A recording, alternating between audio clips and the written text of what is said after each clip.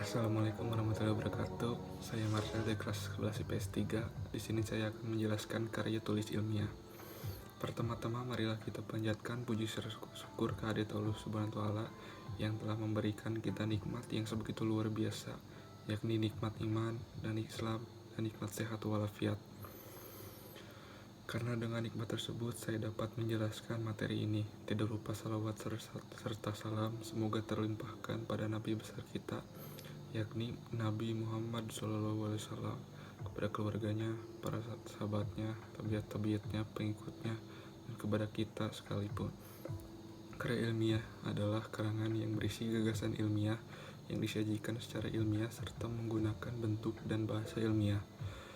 Karya tulis ilmiah mengusung permasalahan keilmuan materi yang dituangkan dalam tulisan ilmiah berupa gagasan-gagasan ilmiah, baik berupa hasil kajian ilmiah maupun hasil-hasil penelitian yang disajikan dalam karya tulis ilmiah. Gagasan-gagasan itu merupakan gambaran perkembangan ilmu pengetahuan yang terekam dalam tulisan ilmiah. Karya ilmiah adalah hasil karya yang diperoleh dari kegiatan menulis dengan menerapkan konvensi ilmiah. Penulisan karya ilmiah menggunakan logika berpikir dan gaya bahasa yang sistematis. Tiap jenis karya ilmiah memiliki gaya penulisan yang berbeda. 1. Brotowijoyo. Menurut Brotowijoyo, karya ilmiah merupakan karangan ilmu pengetahuan yang menampilkan fakta dan dibuat dengan menggunakan metodologi penulisan yang baik dan benar. 3. Jones. Menurut Jones, karya ilmiah merupakan karangan ilmiah yang ditunjukkan untuk masyarakat tertentu ataupun profesional yang biasanya bersifat karya ilmiah tinggi. Tujuan karya tulis ilmiah yaitu 1. Sebagai wahana untuk melatih ide tersurat atau hasil penelitian dalam bentuk karya ilmiah yang sistematis dan metodologis. 2. Makalah ilmiah yang telah ditulis harapannya akan menjadi wahana transformasi pengetahuan antar sekolah dan masyarakat. 3. Foster etos ilmiah di kalangan mahasiswa sehingga tidak hanya konsumen pengetahuan tetapi juga mampu menjadi produsen berpikir dan menulis di bidang ilmu pengetahuan. 4. Untuk membuktikan pengetahuan dan potensi ilmiah yang dimiliki oleh siswa. Pembuktian dalam menghadapi dan memecahkan masalah, dan itu bisa dilihat dalam bentuk karya ilmiah bersangkutan yang dibuat oleh siswa setelah mendapat pengetahuan.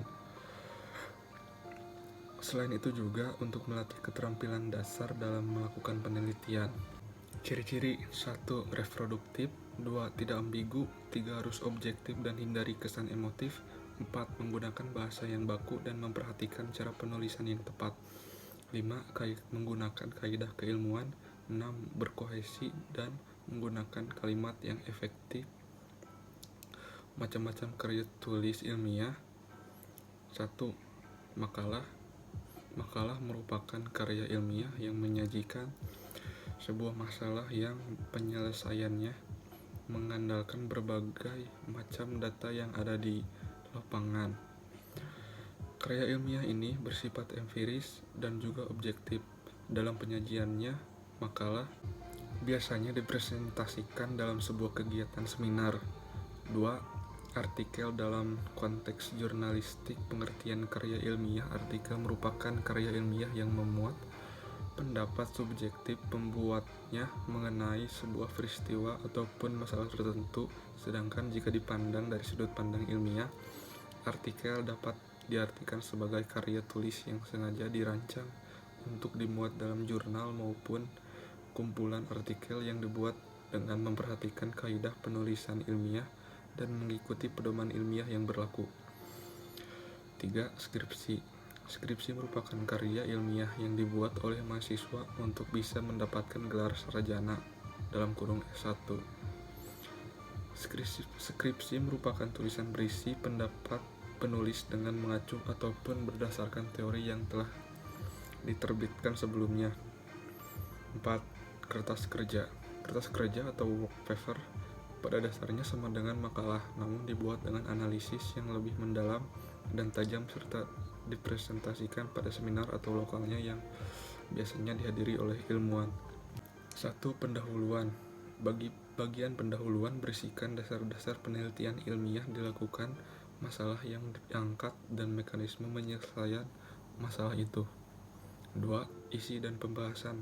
Bagian isi dan pembahasan ini bisa terdiri dari satu atau lebih bab. Jumlah bab pada bagian ini bergantung seberapa pelik pembedahan dan pembahasan dari bahan penelitian. 3. Kesimpulan. Bagian kesimpulan berisikan kesimpulan dari hasil analisis pada bagian isi dan pembahasan. Kesimpulan yang disampaikan pada bagian ini berupa penjelasan singkat dan padat mengenai hasil analisis. Biasanya bagian ini hanya terdiri dari satu bab. Untuk referensi dan sumber data, menurut Arifin 2003, ada beberapa cara yang dapat dilakukan untuk pengumpulan data. Langkah pertama yang dapat ditempuh untuk mengumpulkan data adalah mencari informasi dari perpustakaan, jurnal, buku, majalah, dan sebagainya. Langkah kedua adalah pengumpulan data dengan menggunakan cara terjun langsung ke lapangan, dan data dapat dikumpulkan melalui pengamatan, wawancara, atau eksperimen. Pencarian informasi melalui kepustakaan ini memiliki tujuan untuk memperkuat teori, metode penelitian, dan sebagai data pembuka. Selain itu, penelusuran informasi melalui kepustakaan juga bertujuan sebagian data yang dicari dalam riset pustaka. Hal ini sesuai dengan pendapat Z di tahun 2008, yaitu hampir semua jenis penelitian membutuhkan studi pustaka. Walaupun orang sering membeda-bedakan antara riset kepustakaan atau library research dan riset lapangan, keduanya tentu membutuhkan penelusuran pustaka. Perbedaan yang paling menonjol hanyalah pada tujuan, fungsi, dan atau kedudukan studi pustaka dalam masing-masing studi.